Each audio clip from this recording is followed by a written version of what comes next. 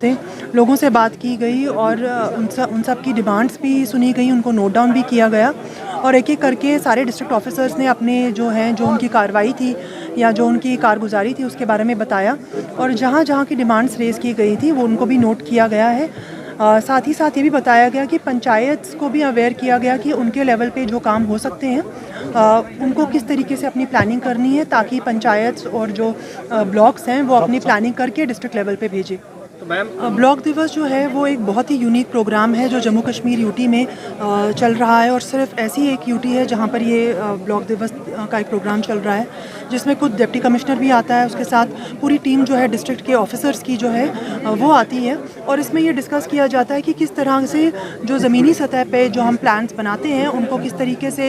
लाया जाए और उनका जो है लोगों का रिस्पॉन्स लिया जाता है ताकि ये समझा जाए कि क्या और दिक्कतें हैं, किस तरीके से बेटर प्लानिंग होनी चाहिए। अगर हम बारामूला की बात करें तो यहाँ का जो बजट है वो बनता ही ऐसे है कि उसमें एक बहुत बड़ा हिस्सा जो है वो एरिया डेवलपमेंट प्लान्स का होता है जिसमें पंचेस का रोल होता है, वो अपने लेवल पे प्लानिंग करते हैं। ब्लॉक्स का रोल होता है, लाखों रुपया जो है वो डायरेक्टली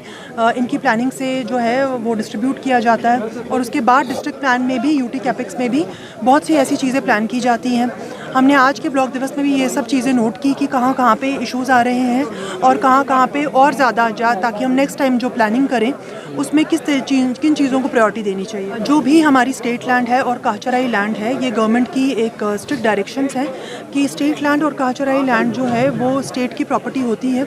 और जो काचराई होती है वो कम्युनिटी की प्रॉपर्टी होती है। अगर उसकी इंक्रोचमेंट होती है तो उसमें पूरी कम्युनिटी का नुकसान है क्योंकि उस काचराई लैंड पे जो है वो ग्रेजिंग लैंड होती है बेसिकली और उस पर कम्युनिटी के जो है वो जो मुफीद कम्युनिटी को मुफीद हों चीज़ें वो होनी चाहिए। इसी के लिए हमारे पूरे बारामूला में जो है एक तहत एक निज़ाम चलाया जा रहा है जिसमें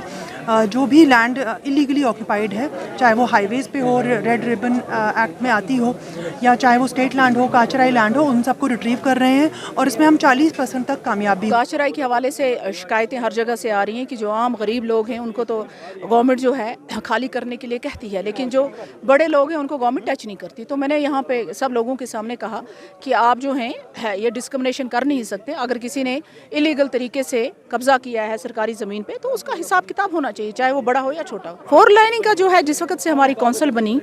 आपको मालूम भी होगा कि 1-1.5 साल हो गया हमारी कौंसिल बने हुए। जितने हमारे आउटरीच हुए, जितने ऑनरेबल मिनिस्टर्स आए हमारे डिस्ट्रिक्ट में,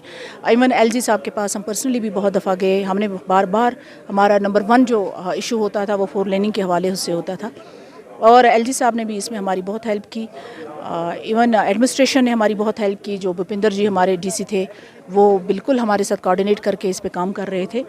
और I am very thankful to the government of India कि आज कल जो गडकरी साहब ने अपना बयान दिया है, जो सैंक्शन किया है, जो 4 लेनिंग का है, तो मुझे लगता है ये पूरे नॉर्थ कश्मीर के लिए इससे बड़ी खबर तो हो नहीं सकता है कि जो आम लोग हैं उनका एक डायरेक्ट कॉन्टैक्ट हो जाता है ऑफिसर्स। अदरवाइज़ देखिए ऑफिसर्स के पास जाना आम लोगों के लिए बड़ा मुश्किल होता है ना, दफ्तर ये सब। तो ये सारे इशूज़ तो एट ए टाइम सेटल नहीं हो सकते हैं लेकिन कुछ इशूज़ जो हैं जो प्रायोरिटीज़ पे फिक्स किए जाते हैं एडमिनिस्ट्रेशन की तरफ से उनका अज़ारा डेफिनेटली हो जाता है।